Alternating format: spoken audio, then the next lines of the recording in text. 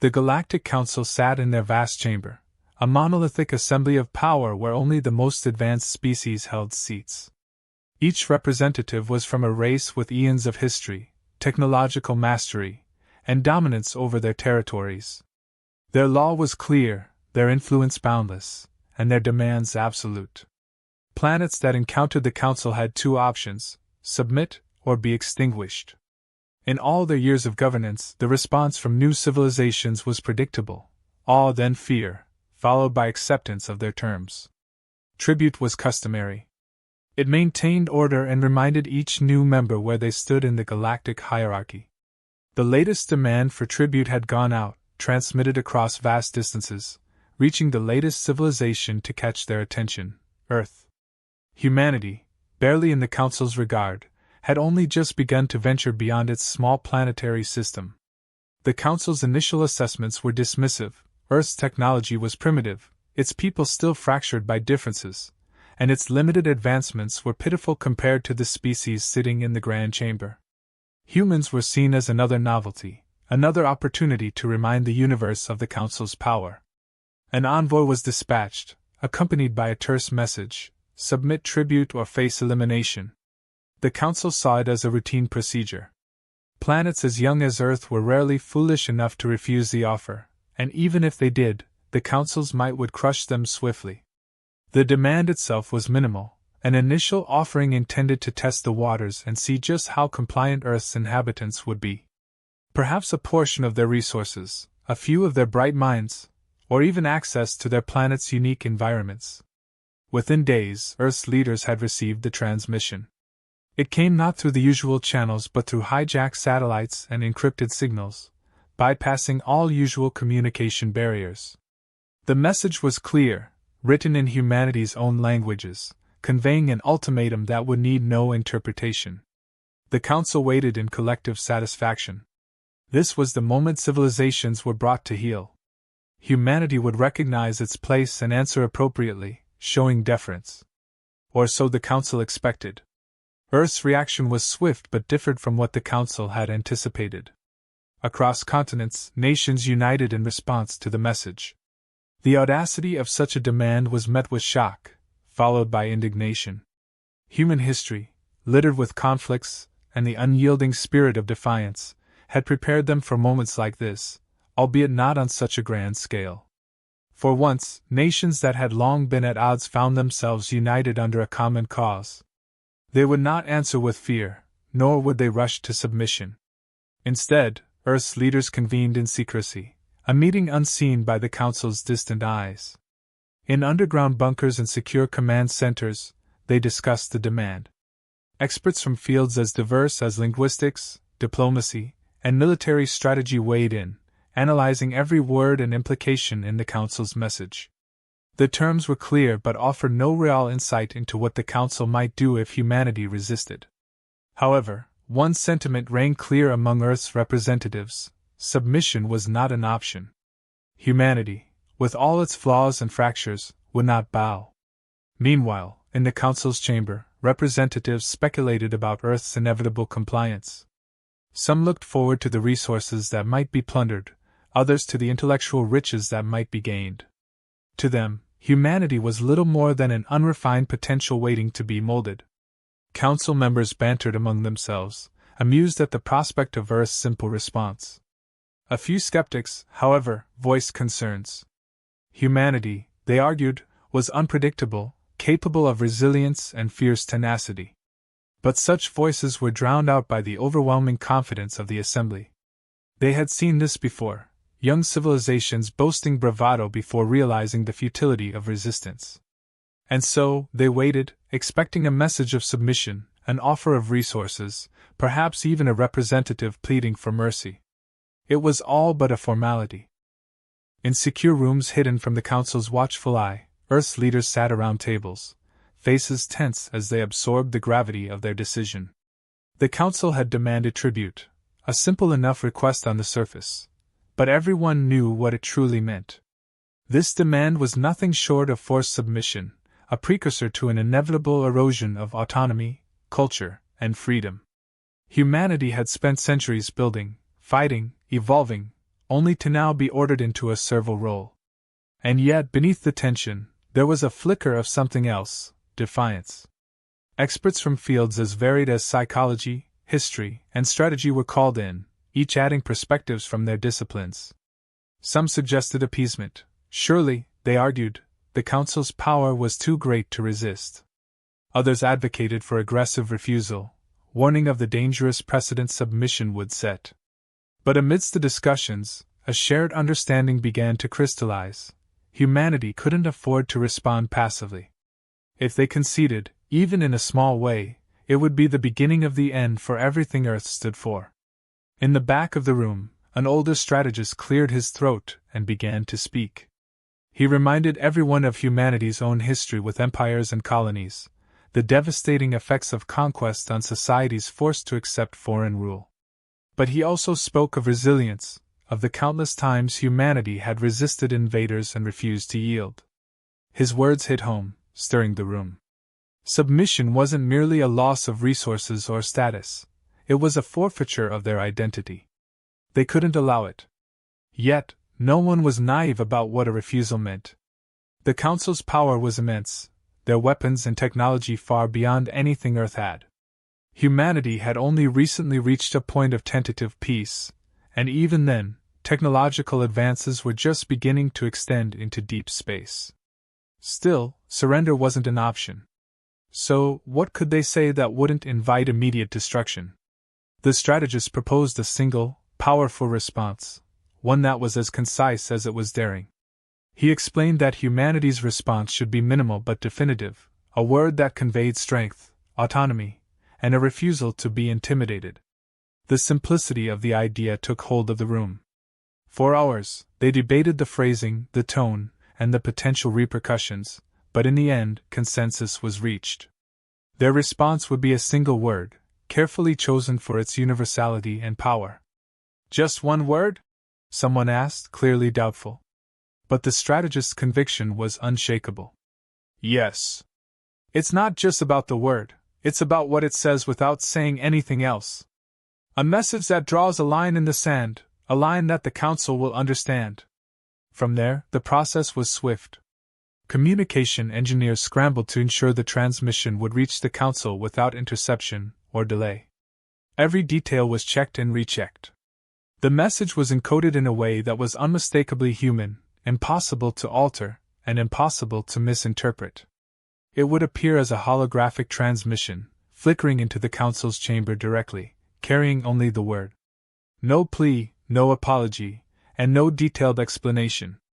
Just one word that would convey Earth's decision with unshakable finality. As they prepared to send the transmission, the tension was palpable. What would the Council make of such a response? Would they see it as defiance or a death wish? But humanity had made its choice, and the weight of that choice was felt by every individual on the planet. Earth's leaders had chosen not to bow. Instead, they would stand in the face of the most powerful force they'd ever encountered. The single word that humanity had chosen to send, the one message that would embody their courage and resolve, was both simple and profound. It spoke of a collective understanding, a refusal to be cowed or conquered, a declaration of their unwillingness to bend. The Galactic Council's chamber was silent as humanity's message reached them. The flickering holographic transmission displayed Earth's chosen response, only a single word that hung in the air like a shockwave.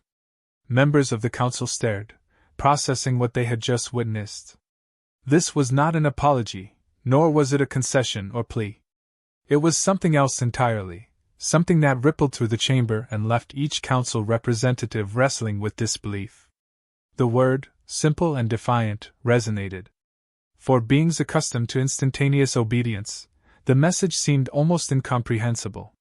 Whispers of disbelief quickly turned to murmurs of anger. A distinguished elder from the oldest species in the Council, a race known for their calculated wisdom, was the first to speak. His voice quivered with fury, yet there was a tinge of something else there, something closer to fear. "How dare they?" he rasped. "This is more than defiance. It's a declaration."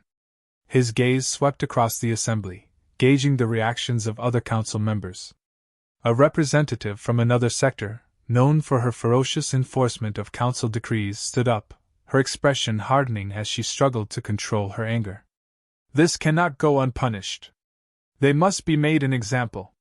Otherwise, what precedent does this set for other worlds? Her voice was loud, filled with the authority of someone who had crushed rebellions across galaxies. But this time, her words were met with a mixture of nods and uneasy silence. For the first time, the council was fractured, caught between indignation and a creeping sense of uncertainty.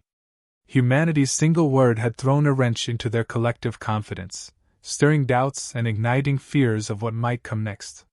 Some advocated for immediate retaliation, suggesting a swift and merciless strike to remind Earth of the Council's strength. But others, particularly those who had studied humanity closely, urged caution. One of the Council's leading scientists, a figure known for his analytical mind, finally broke his silence.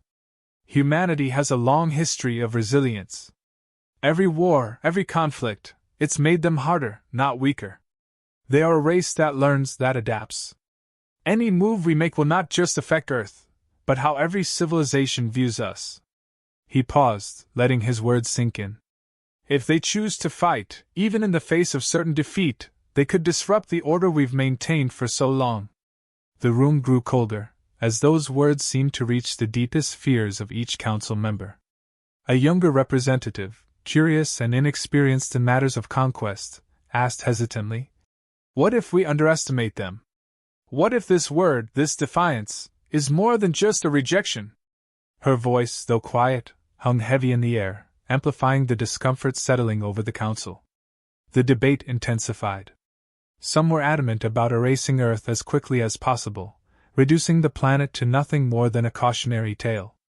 Others argued for a different approach, one that would involve closer monitoring, an attempt to control humanity without annihilating them.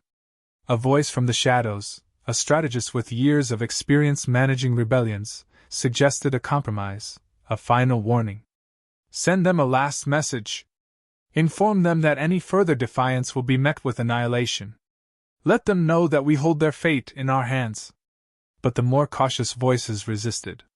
They knew that humanity had responded this way for a reason that had to do with a shared understanding among their species, an understanding that had kept them unified in their defiance. Destroying them outright might provoke something far worse than disobedience. It might inspire other civilizations to question, to resist, and eventually to rebel. In the midst of the debates, a few members began to advocate for an entirely new approach, not dominance, but diplomacy. If humanity is willing to risk their lives, if they are willing to stand alone against us, argued a veteran counselor, then perhaps we should consider them not as inferiors but as equals. We could find an ally rather than an adversary.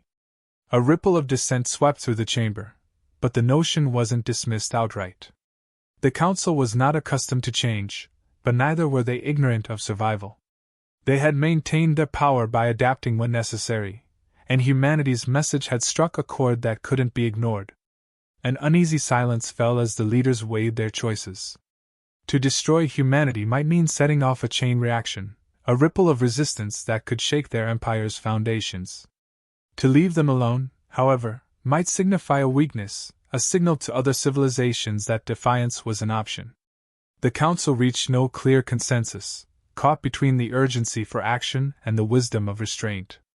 For now, they would send a message, a carefully worded response that acknowledged humanity's courage without conceding an ounce of authority.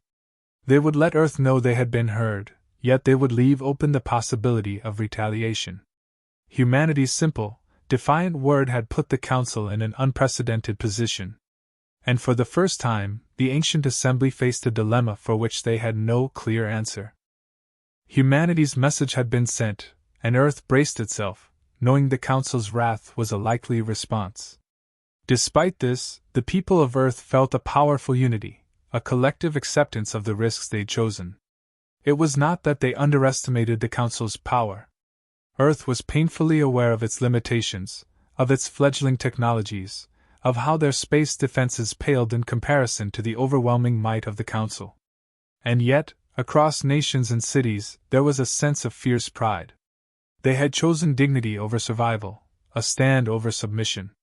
Whatever came next, they would face it together. As days turned into weeks, the Council's response hung in limbo, adding tension to humanity's preparations.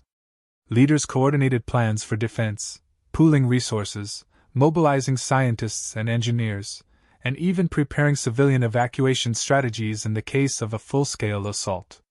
The situation demanded every ounce of ingenuity Earth could muster, and the response was as remarkable as it was rapid. Humanity was prepared to meet its fate on its own terms, ready to demonstrate the very resilience and defiance the Council feared. For every person across the globe, life became something more significant, a contribution to a cause greater than individual survival. But then, unexpectedly, a new transmission came. It was the Council's response, brief and formal. They would not retaliate, it said, though it did not offer an explanation or an apology. Instead, it contained a message that hinted at something far more significant, a shift in the very structure of the galaxy. The Council, after much deliberation, acknowledged humanity's stance, a position that had forced them to reconsider their own authority and methods. They respected Earth's refusal to bow, though they framed this acknowledgement as a temporary measure, leaving humanity under observation, with a thinly veiled warning that any future insolence could still be met with force. But humanity knew what this message truly signified. For centuries, the Council had ruled with an iron fist, demanding compliance, ruling through intimidation. This was the first time a civilization had pushed back, not with weapons or technology, but with conviction. Earth had exposed a chink in the armor of the galaxy's greatest authority, revealing that the Council's rule was not as invulnerable as it seemed. Word of humanity's defiance spread like wildfire, reaching civilizations far and wide, from the Council's oldest allies to its quietest vassals. The ripples of humanity's stand were felt across the galaxy. Minor civilizations that had endured the Council's dominance for centuries began to question their own compliance.